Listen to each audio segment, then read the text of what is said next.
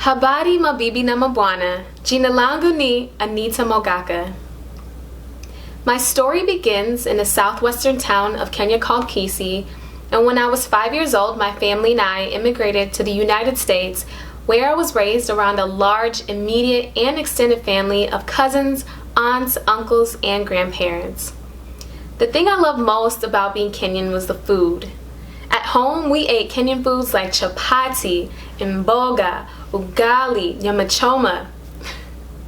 But what I didn't always appreciate as much as I do today are the traditional Kenyan garments that my parents would make us wear, especially when going to church.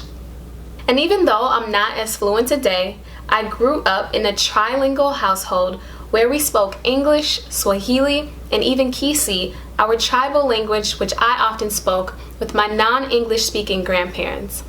I would say Baba, enchiri yandiri gaki, inkitokori, or Sokoro, nintagitiko gende isiko.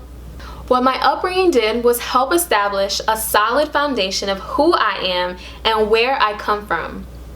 But even with this confidence, in elementary school, in middle school, and parts of high school, I struggled with the complicated and complex identity of being both Black and Kenyan in America.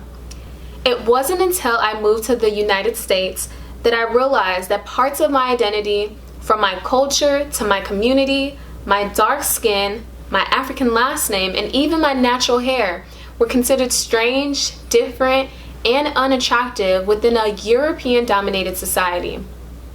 I compare my experience to a sense of duality that surrounds W.E. Du Bois' famous metaphor of the veil. In his book, The Souls of Black Folks, Du Bois uses this metaphor to describe a sense of duality that surrounds Black life in America. He explains the veil first as a semi-permeable border that separates Black and white cultures and forces Black people to learn to function in both. The second is white people's inability to view Black people as Americans and to fully understand the oppression experience. This sense of duality is further described through what Du Bois coined as the double consciousness. He writes, "The Negro is a sort of seventh son, born with the veil and gifted with second sight in this American world, a world which yields him no true self-conscious, but this double consciousness, this sense of always looking at oneself through the eyes of others. One ever feels his two-ness, an American, a Negro, two souls, two thoughts, two unreconciled strivings, two warring ideals in one dark body." I believe the veil and double consciousness are just two examples that explain the identity crisis that has impacted people of African descent across the world as a result of living in a European-dominated society. To better understand this identity crisis, it is first important to understand what dominant narratives are and how they have been used to create a system of Black inferiority. Dominant narratives can be described as the lens in which history is told by the perspective of the dominant culture. This term has been described as an invisible hand that guides reality and perceived reality. For example, dominant narratives reflected in European history books and literature serve to propagate myths about the inherent savagery of Blacks and the superiority of whites. This can be found in an account of the famous Scottish philosopher David Hume, who in 1753 wrote, "I'm apt to suspect the Negroes to be naturally inferior to the whites. There scarcely ever was a civilized nation of that complexion, nor even any individual eminent either in action or in speculation. No ingenious manufacture among them, no arts, no sciences." These dominant narratives can be traced back as early as the 1520s to the beginnings of the transatlantic slave trade, when European colonizers justified commodifying Black bodies and enslaving some 12.5 million African people by describing them as savages, uncivilized, and even subhuman. These same narratives were also used to justify the colonization of Africa that occurred between the 1870s and 1900s, when European nations exploited and conquered 90% of the continent's land. Studies today have shown that the internalization of such narratives over a long period of time can affect the self-concept and lead to social perceptions of members of both dominant and minority groups.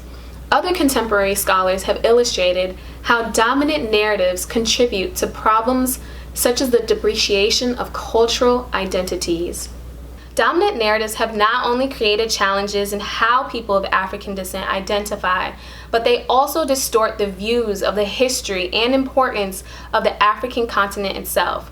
This can be seen in another account in the 19th century when German philosopher Hegel simply declared, "Africa is no historical part of the world." However, we know today that far from Africa having no history, it is Africa that is the birthplace of humanity and the cradle of early civilizations that made an immense contribution to the world and are still marveled at today. The world's greatest civilizations, such as Kemet, the original name of ancient Egypt, Kush in present-day Sudan, and Aksum in present-day Ethiopia, all flourished in Africa. Before the transatlantic slave trade, most parts of Africa were highly developed in terms of their histories, and there was great diversity across the continent at different stages and levels of development. Many of these societies created advanced techniques to produce food, engaged in local, regional, and international trading networks, and were skilled miners and artists, and amassed a great wealth of scientific knowledge and information stored in libraries such as those of Timbuktu, but some passed down orally from generation to generation. The more knowledge I've gained about the history of Africa and my roots, the more empowered I become about who I am and how I exist in this world today. The more I learned about the power of stories and storytelling, the more inspired I became to use my story as a light to illuminate the positive and more accurate narratives of Black people, of Africa, our history, in order to create a world founded on new life-affirming possibilities. For the last 7 years, I've had the privilege of intersecting my passion and purpose of storytelling in the city of Milwaukee, Wisconsin, a city that I moved to as an eager college student looking to gain experience. Excited for this new chapter in my life, I joined the Black Student Union in my freshman year at the University of Wisconsin-Milwaukee. It was during this year that I was elected as vice president of the Black Student Union and eventually president during my senior year. It was during this time at a public-wide institution, or PWI, that I learned that I had the power to create the experiences and narratives that I wanted to see more of. For me, this meant creating events on campus, especially for students of color to feel included, seen, and heard. After receiving my degree in finance, marketing, and international business, I applied my education as a media and communications professional, working at the top public relations firm in the world in New York City, before returning back to Milwaukee and working with community nonprofit organizations like the Milwaukee Urban League and the Greater Milwaukee Foundation. It was during this time that I learned more about Milwaukee's historic Bronzeville community, the cultural and entertainment district that was the primary African American economic and social hub in the early 1900s to 1950s. Located within the Harambe neighborhood, Bronzeville is now the center of major redevelopment efforts, with new businesses, restaurants, and more expanding onto the MLK Drive corridor. With this in mind, and after meeting and getting to know many of the Black leaders, creatives, activists, educators, and more, I felt that it was imperative to tell the positive dominant narratives and stories of the people, places, and experiences within Black Milwaukee. As a result, I launched my media company, the Black Excellence and Empowerment Narrative, or the B Narrative, on April 14th, 2019, also known as Milwaukee Day. Throughout 2019, my team and I wrote and produced various digital stories in the forms of photos, video, articles, and we promoted these stories through social media, our website, and in the community.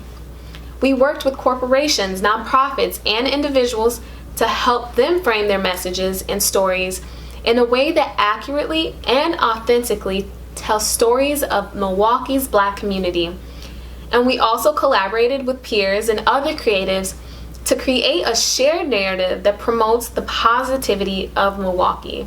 So when the world shut down in 2020, I rose up and I used the power of storytelling and digital media to create and host virtual events that promoted messages like Black is beautiful, you matter, and your voice matters. Additionally, I participated in global conversations with other Black creatives and storytellers across the diaspora, engaging in important dialogues such as bridging the divide, creating unity, investing in Africa, and so much more. The pandemic revealed many inequities in our country, but it is the creative economy that's proved how arts and culture is integral to our overall well-being. Over the course of the past year, we've seen a new renaissance emerging with the technological revolution happening right in front of our eyes. The internet has specifically changed the way that we connect, learn, and work, in addition to creating new channels of media that impact how narratives are created and disseminated.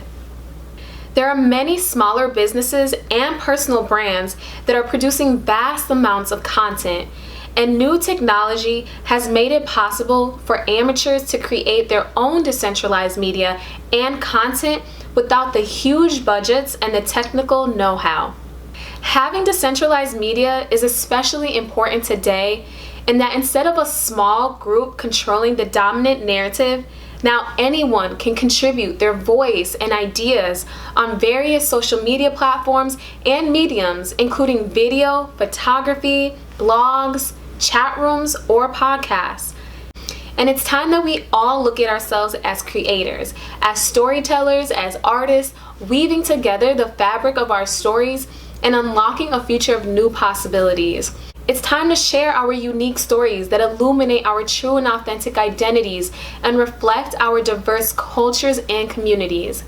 Now more than ever, it's imperative that we create and control our own narratives, to be the authors of our own history, and to finally tell a different story about our future.